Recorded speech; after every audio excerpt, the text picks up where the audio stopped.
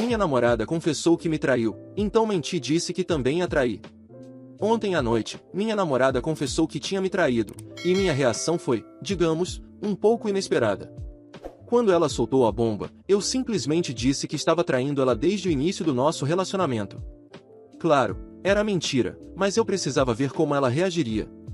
Eu já tinha minhas suspeitas de que algo estava errado.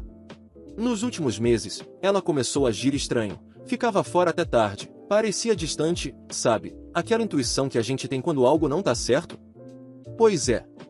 Só que eu nunca confrontei diretamente porque, sinceramente, não tinha provas, e não queria bancar o paranoico. Então, quando ela finalmente decidiu confessar, falando que tinha me traído, eu fiquei ali, olhando para ela, pensando no que ia dizer. Foi quando a ideia me veio. Olhei diretamente para ela e disse, engraçado você falar isso, porque eu tenho te traído desde o começo do nosso relacionamento. O silêncio que se seguiu foi delicioso. Ela ficou completamente sem reação. Depois de uns segundos, gaguejando, ela perguntou, como assim? Com quem? Eu inventei na hora. Disse que tinha uma mulher com quem eu dormia consistentemente, que era algo casual, mas que tinha acontecido várias vezes. Ela perdeu a cabeça. Sério, parecia que ia explodir. Começou a gritar, dizendo que eu era um canalha, que não podia acreditar que eu tinha feito isso. Tentou justificar o que ela fez, dizendo que tinha sido só uma vez e que estava bêbada, como se isso apagasse o que aconteceu. Fiquei só olhando para ela, pensando, a audácia dessa mulher é inacreditável. Ela me acusando enquanto tinha feito exatamente o mesmo? Era quase cômico. A coisa foi escalando. Ela começou a andar pela casa, gesticulando como se estivesse prestes a fazer algo impulsivo, tipo quebrar alguma coisa ou até furar os pneus do meu carro. Por sorte, ela não chegou a tanto. Só continuou gritando e exigindo saber quem era a outra mulher.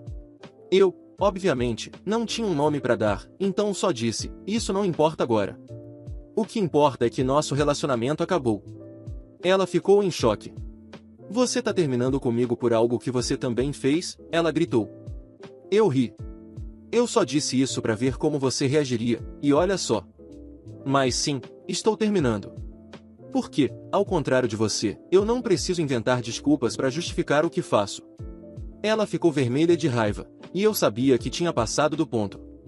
Mas, sinceramente, não me arrependo.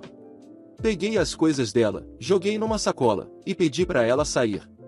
Depois de muita gritaria e um último você nunca vai encontrar alguém melhor do que eu, ela finalmente foi embora. Depois disso, liguei para os meus amigos e chamei o pessoal para um churrasco em casa.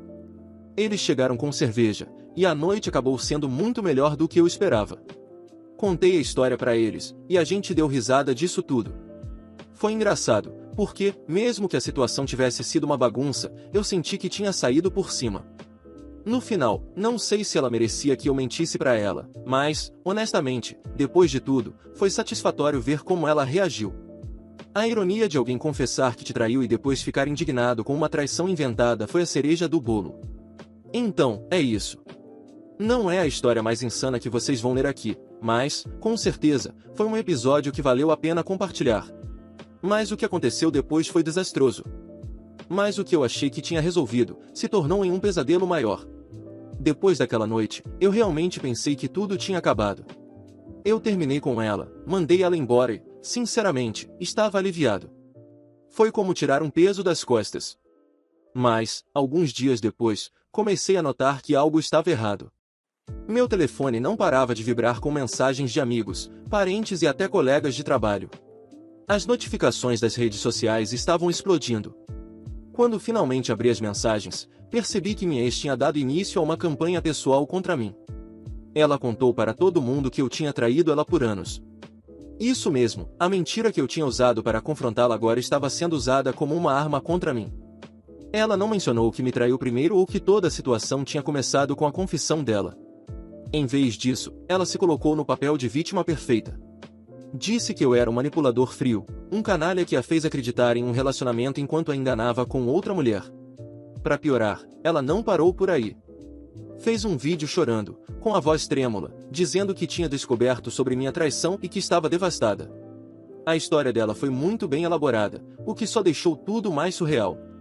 Ela falava sobre como tinha me amado profundamente, Como tinha dado tudo por mim e como eu destruí a vida dela com minhas mentiras. O vídeo começou a circular rapidamente. Amigos em comum compartilhavam, e logo parentes meus começaram a ver. Eu não sabia onde enfiar a cara. Minha mãe me ligou. E não foi uma conversa amigável. Ela estava furiosa, perguntando como eu pude fazer isso com uma mulher tão boa como a minha ex-minha tia, que mal fala comigo normalmente, me mandou uma mensagem longa sobre como os valores de hoje em dia estão arruinando os relacionamentos. Até meu chefe ficou sabendo. Ele me chamou para conversar, não diretamente sobre o vídeo, mas deixou claro que tinha ouvido rumores sobre meu comportamento. Foi humilhante. Eu tentei me defender. Expliquei para minha família que era tudo mentira, que ela estava distorcendo a situação para se vingar. Mas ninguém queria ouvir. Ela tinha sido tão convincente que, para muitos, eu era o vilão. Até amigos próximos começaram a me evitar. Era como se eu estivesse vivendo um pesadelo onde todo mundo acreditava em uma versão da história que não tinha nada a ver com a verdade. O pior de tudo? Ela conseguiu manipular até os detalhes mais pequenos. No vídeo, ela mencionou lugares onde eu supostamente teria levado essa outra mulher. Lugares onde a gente realmente tinha ido juntos. Ela usou nossos momentos felizes como provas da minha infidelidade. Era uma mistura de raiva e frustração que eu nem conseguia processar direito. A cereja do bolo foi quando ela apareceu na casa dos meus pais. Isso mesmo, ela teve a coragem de ir até lá, chorando, pedindo ajuda para superar o que eu tinha feito. Minha mãe, claro, acreditou nela completamente. Ela até tirou uma foto abraçando minha ex e postou no Facebook com a legenda: "Sempre há espaço para o perdão." Eu queria gritar. No meio disso tudo, tentei confrontá-la. Mandei mensagens, liguei, mas ela me ignorou completamente. Parecia que o único objetivo dela era arruinar minha reputação e, olha, ela estava conseguindo. Até pensei em postar minha versão da história, mas, sinceramente, quem ia acreditar? A narrativa dela já tinha se espalhado, e qualquer coisa que eu dissesse soaria como desculpa. As semanas passaram, e o dano já estava feito. Tive que bloquear várias pessoas nas redes sociais porque não paravam de me mandar mensagens me chamando de monstro. Alguns amigos próximos, que ainda acreditavam em mim, disseram para eu deixar pra lá, que a verdade ia aparecer eventualmente. Mas, no fundo, eu sabia que não era tão simples assim. A imagem que ela construiu sobre mim ficou marcada, e não havia muito o que eu pudesse fazer. Hoje, olhando para trás, ainda fico impressionado com o quanto alguém pode ser cruel e calculista. Tudo começou com ela me traindo, mas, no final, eu fui o único que saiu como vilão. E o mais revoltante? Tenho certeza de que ela sabia exatamente o que estava fazendo desde o início. Ela não queria só se vingar, queria destruir minha vida completamente. E, de certa forma, conseguiu. Depois de semanas de ataques constantes, decidi que precisava fazer algo. Minha reputação estava em pedaços, e parecia que a narrativa dela tinha se espalhado como fogo. Resolvi me explicar publicamente. Fiz um vídeo, tentando ser o mais honesto e transparente possível. Falei sobre como tudo começou, sobre a confissão dela, sobre minha mentira para testá-la e como ela distorceu tudo. Mostrei mensagens de amigos onde eu tinha contado, desde o início, que a história de traição era uma mentira para confrontá-la. Tudo estava ali, claro como água. Mas adivinhe? Não adiantou. As pessoas não acreditaram.